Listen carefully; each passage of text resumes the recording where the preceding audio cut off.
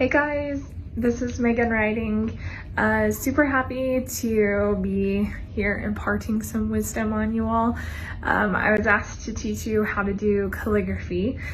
I think we're going to lean more into hand lettering. I think they're slightly different. Calligraphy is a lot fancier, has certain rules. And to be perfectly honest with you, I took a calligraphy class in college and I absolutely hated it. It just wasn't clicking for me. And I dropped out because I really didn't like the class. And I thought, if this is what calligraphy is like, I don't want to do it. And since then, I've learned that I really like to hand letter things. I like the more flexibility, the more creativeness that I feel like it comes from. It has less rules. You can do what you think looks good. And I guess what I'm trying to say is, if you try something and it doesn't really click with you, you don't think that you like it, maybe try a different teacher, try a different style, come back to it when you are a little older or you're in a different headspace with something. Maybe sometimes things just don't click with us and we need to try it again. So that would be my advice to you. And also, if you find something that you like, but as you're learning about it, you don't really quite love everything about it, then take the parts of it that you do like and use them.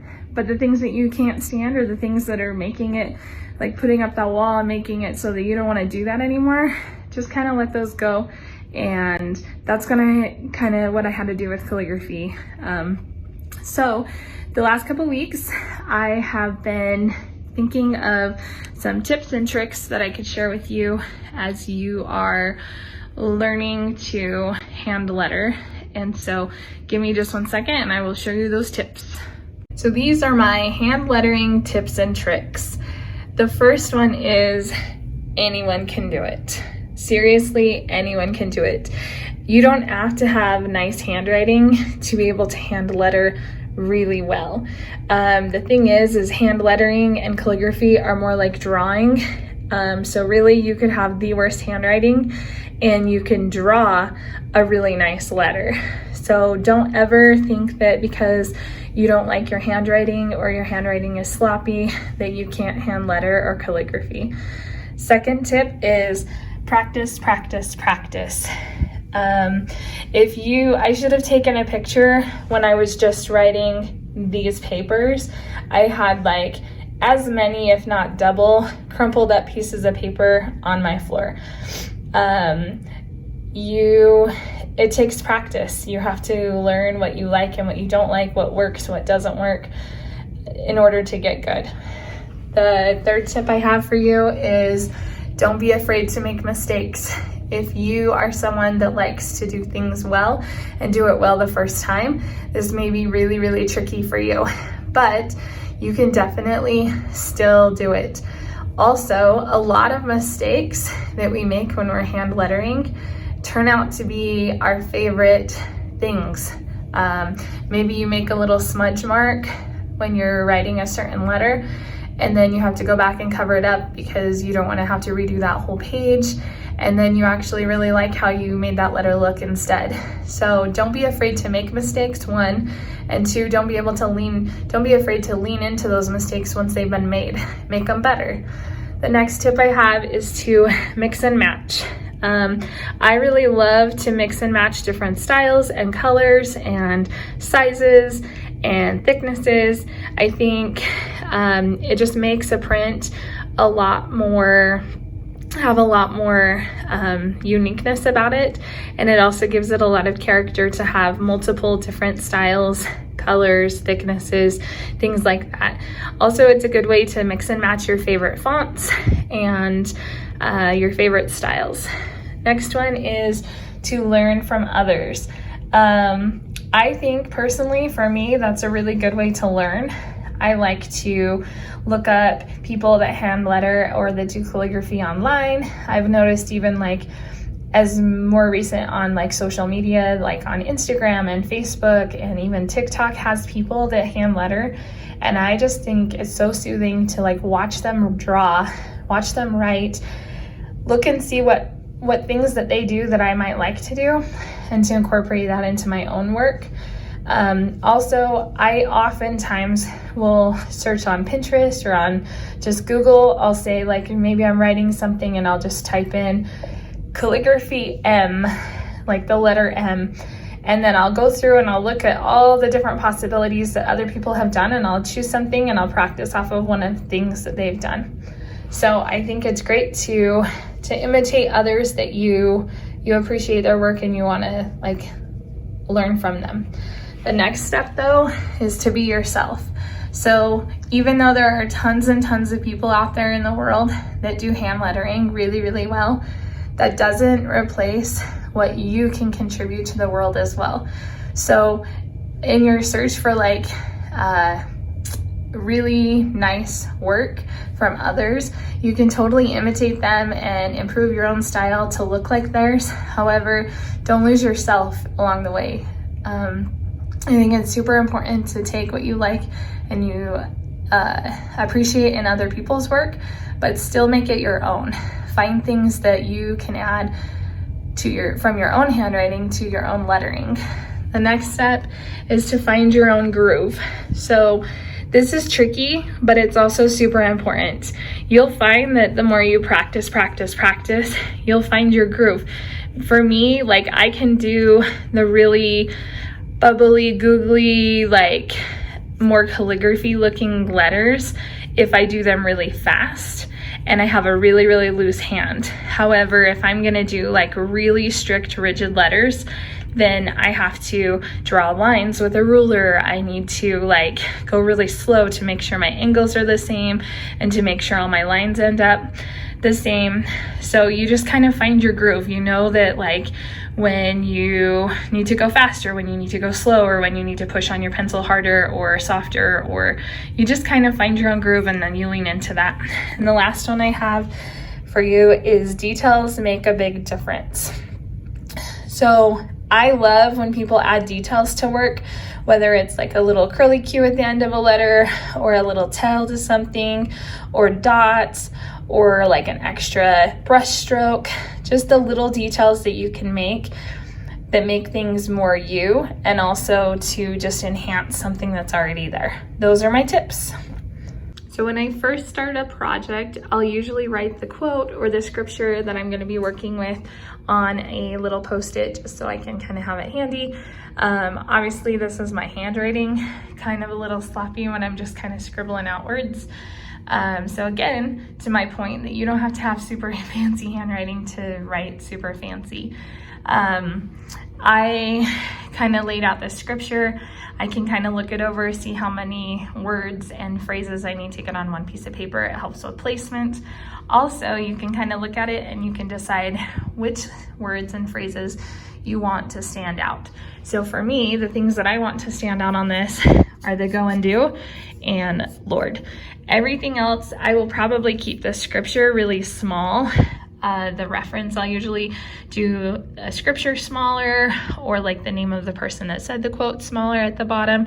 Like you definitely want to give credit where credit is due. Also make it easier for people to know like where you found that.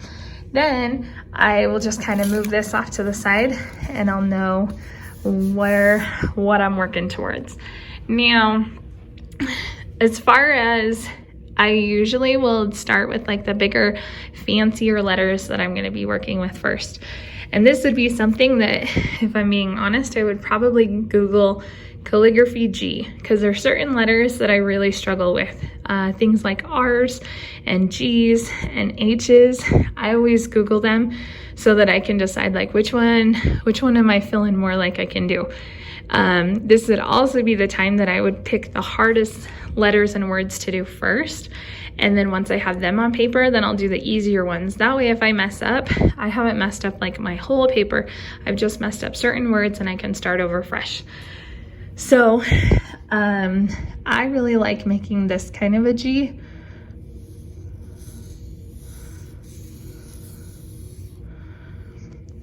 It just kind of has like a little bit of a tail I like to go back and like thicken up certain sides of letters.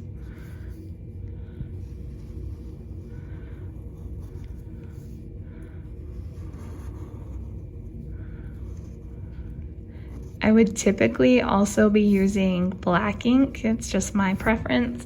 However, my black marker is pretty dead right now. So the reason I like to use black myself is because you can see like with this purple marker, this maroon marker, the more times I go over a certain part of it, it gets darker. And with a black one, it won't do that. It'll just be really definite black. I honestly, like, I don't totally love this space, but it's fine. Or you can thicken it up a little and kind of close in that space a little bit. You'll learn as you like practice as well. You'll find the things that you like the best, what kind of markers, what kind of pens. I really like mechanical pencils. I'll usually start a project with one of them. And then I really like Sharpies. I like the fine tip and the thick tip ones. I have these like calligraphy markers, and it has like a brush on one end and like a really fine tip Sharpie tip on this end. I like that too, because then both sides of the marker are the same color and they match really well. Plus I just have one marker to carry around rather than two. So whatever you like the best. Next up, I'm gonna add the Go.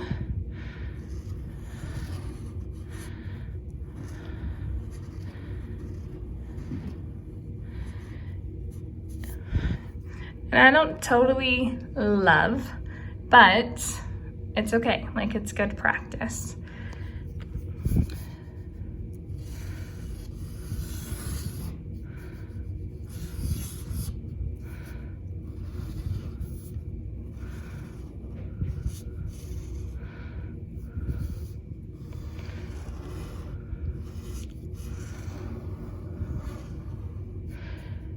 Okay, I'm gonna show you kind of this sloppy fast way of doing it. I'm doing it now, which is totally fine, especially if you're learning.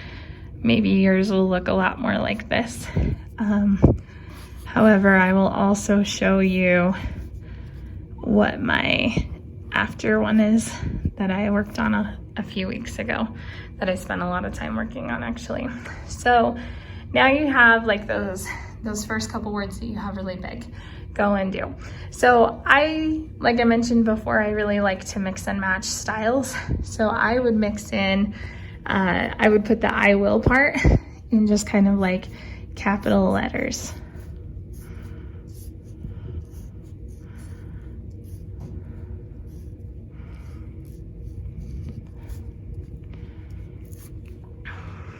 Just kind of like that. So I'm gonna stop working on this one for just a second and give you a couple tips. So when you're writing out a word, for instance, so the I will part, you could do it like that. I oftentimes will do mine really tall and really skinny.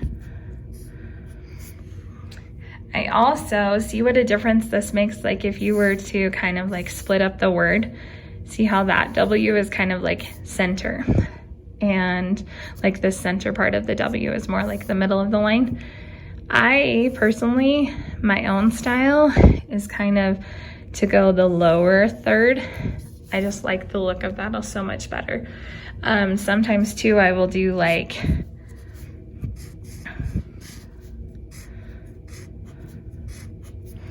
the upper third part.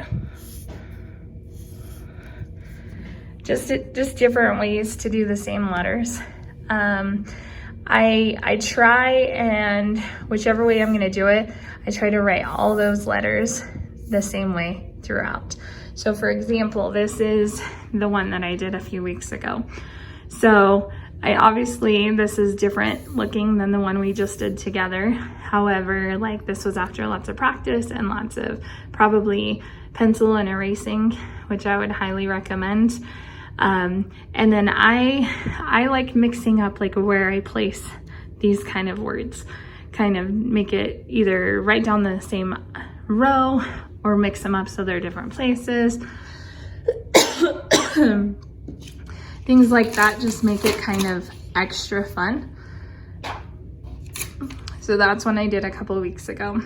Another one that I'll kind of like hold the camera on for a minute so you can maybe take a screenshot, or you can pause the video at this point and kind of practice this one on your own.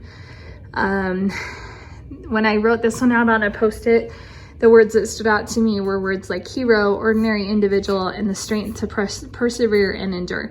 Those were the words that I felt like were the most important words in this quote, and also the words that I wanted them to kind of stand out and look different. So the ordinary individual, I did that in more of like the script font, like calligraphy looking, like kind of cursive. And then the other words, I still made this part a little different. This is just like my normal handwriting, and then I just thickened it up. And same with hero, I wanted it to kind of blend with the rest of the words that it's on the line with, but I wanted it to stand out, so I did it thicker. With this one, there's like 3 different kinds of fonts. I really like the look of that. I just wanted to give you a couple of other ideas of things that you can, if you want to copy my work, you can just kind of screenshot or pause the video and you can practice on your own piece of paper, or chalk out on your sidewalk or whatever. Just different fun quotes that I saw online with superheroes and things like that. So this one, I really like how this one turned out. I'm always a fan of Batman. I don't know why I like him so much. Superman's still my favorite, but this is a good Batman quote. Can't go wrong with the little Captain America. I thought this one looked kind of fun for like the 4th of July. I kind of really like making signs with wood and painting on them, and so I might do this one for like my 4th of July decor next year. Thought this one was kind of fun. I really liked how the R turned out. R's are kind of hard for me, which is funny because there's an R in my name even, but I find that when I'm trying to do it in cursive or when I'm trying to hand letter an R, it's one I have to practice over and over again, but I do kind of really like the extra squiggles on this one.